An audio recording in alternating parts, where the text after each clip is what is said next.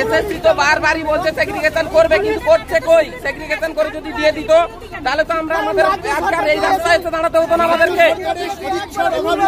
আমরা ধিক্কার জানাই। সরকারের সদিচ্ছার অভাব রয়েছে এই সেগ্রিগেশন করার জন্য, যার জন্য আজকে আমাদের এই হাল।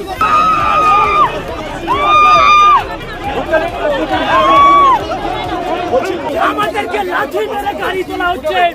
আপনারা দেখুন, দেশবাসী আপনারা দেখুন যে যোগ্য শিক্ষকদের লাঠি মেরে গাড়িতে তোলা হয়েছে। আমাদেরকে লাঠি মেরে গাড়িতে তোলা হয়েছে।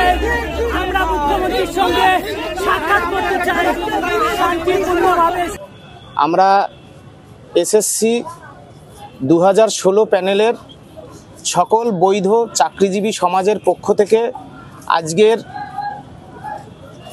আপনাদের মাধ্যমে ওই প্যানেলের সমস্ত শিক্ষক শিক্ষিকা এবং বৈধ শিক্ষাকর্মী যারা আছেন এবং রাজ্যের মানুষকে আমরা জানাতে চাই, আগামীকাল আচার্য সদন এসএসসি অফিসের সামনে আমরা শান্তিপূর্ণ অবস্থান এবং ডেপুটেশন কর্মসূচি ডাক দিয়েছি।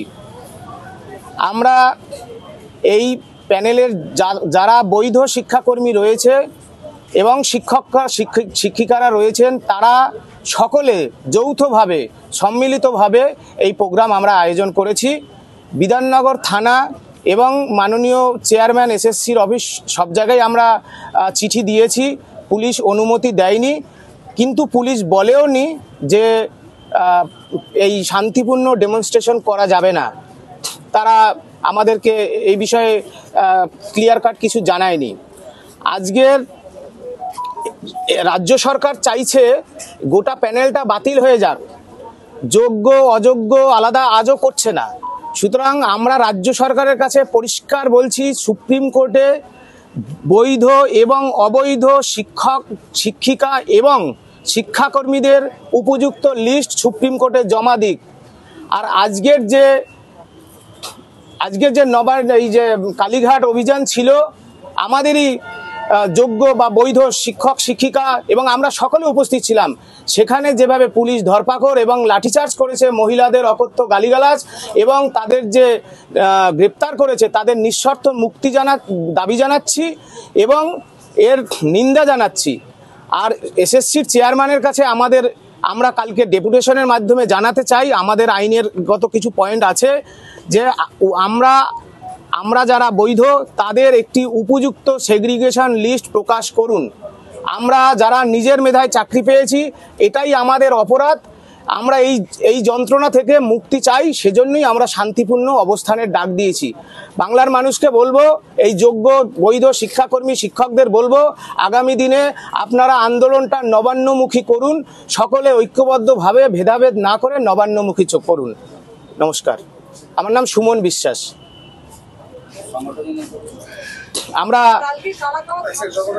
আমরা এসএসসি 2016 প্যানেলের সকল বৈধ চাকরিজীবী সমাজের পক্ষ থেকে আগামীকাল ঐক্যবদ্ধ এই শান্তিপূর্ণ অবস্থান এসএসসি অর্থাৎ আচার্য সদনের সামনে আমরা ডাক দিয়েছি বেলা 11টার সময়। সকলেই আসুন। আমাদের বক্তব্য, উপযুক্ত বৈধ লিস্ট প্রকাশ করতে হবে যোগ্য শিক্ষক শিক্ষিকা এবং শিক্ষাকর্মীদের। অবৈধদের লিস্ট এবং বৈধদের লিস্ট জমা দিতে হবে। আমি আগেই বলেছি, রাজ্য সরকার চাইছে যাতে বৈধ অবৈধ পৃথক না করে এই গোটা প্যানেলটাই বাতিল হয়ে যায়। আমরা রাজ্য সরকারকে আবেদন করছি, সুপ্রিম কোর্টে তারা যোগ্য অযোগ্য শিক্ষক শিক্ষাকর্মীদের প্রকৃত লিস্ট জমা দিক। তা না হলে এই আন্দোলন আগামী দিনে বৃহত্তর হবে কিনা আমরা আগামীকালই সিদ্ধান্ত নেব, আপনারা জানতে পারবেন। নমস্কার। লাগাতার অবস্থান বলতে আমরা বলতে চাই, এসএসসি চেয়ারম্যানের কাছে আমরা চিঠি দিয়েছি। আমাদের বক্তব্য, উপযুক্ত সেগ্রিগেশন লিস্ট অবিলম্বে প্রকাশ করুন। যারা বৈধ শিক্ষাকর্মী এবং শিক্ষক তাদের লিস্ট প্রকাশ করুন। আমরা যৌথ প্রেস কনফারেন্সের দাবি জানাবো। উপযুক্ত লিস্ট প্রকাশ না করলে আমরা লাগাতার অবস্থানের পথে যাব কিনা আগামীকালই পশ্চিমবাংলার মানুষ এবং যোগ্য শিক্ষক শিক্ষিকা শিক্ষাকর্মীদের সকলের ঐক্যবদ্ধ সহযোগিতায় কালকেই সিদ্ধান্ত হবে, কারণ এই সিদ্ধান্ত আমি একা নিতে পারি না। আপনাদের কেন আশঙ্কা প্রকাশ করছেন আপনারা যে উপযুক্ত তালিকা প্রকাশ করা হবে না বা দেওয়া হবে না রাজ্যে? দেখুন, গত 22 এপ্রিল হাইকোর্টের নির্দেশে মামলাটি আমাদের চাকরি চলে যায়। আজকের হচ্ছে 6 ফেব্রুয়ারি 2025।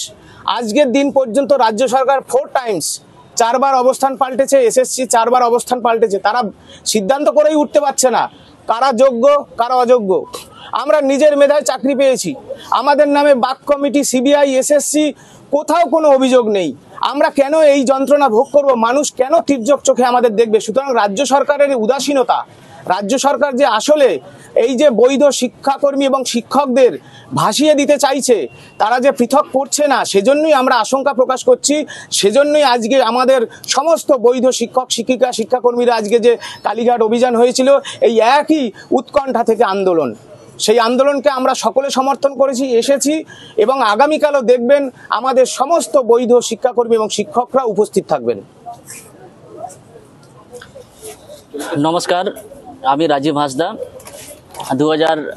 এসএসসি 2016 প্যানেলের বৈধ চাকরিজীবী সমাজের পক্ষ থেকে আমরা আগামীকাল যে কর্মসূচি ডেকেছি, আমরা এসএসসি চেয়ারম্যানকে ডেপুটেশন দেব এবং শান্তিপূর্ণ অবস্থান আমরা করব।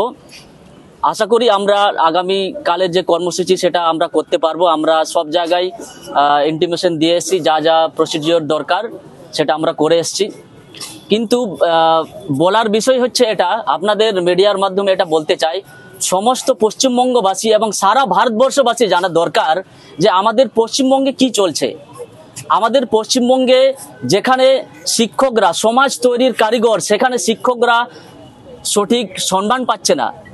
এই যে রাজ্য সরকারের দুর্নীতির জন্য আমাদের এই যে চাকরি বাতিল, চাকরির আশঙ্কা, আমাদের চাকরির ভবিষ্যৎ কি হবে সেটা আমরা এখনো ভেবে উঠতে পারছি না। আপনারা সবাই জানেন আমাদের সুপ্রিম কোর্টে কেস চলছে। আমরা চেয়ারম্যানের কাছে এটাই দাবি করতে চাই আগামীকাল যে আমরা চাইছি সমস্ত যোগ্য এবং অযোগ্য, মানে বৈধ এবং অবৈধ লিস্ট আপনি সঠিকভাবে দিন, সঠিক প্রসেসে দিন, এবং কিভাবে বৈধ হয়েছে কিভাবে অবৈধ হয়েছে এইভাবে আপনি দিন। এবং আমাদের কিছু ল পয়েন্টস আছে, আমরা ওনার সাথে আলোচনা করব।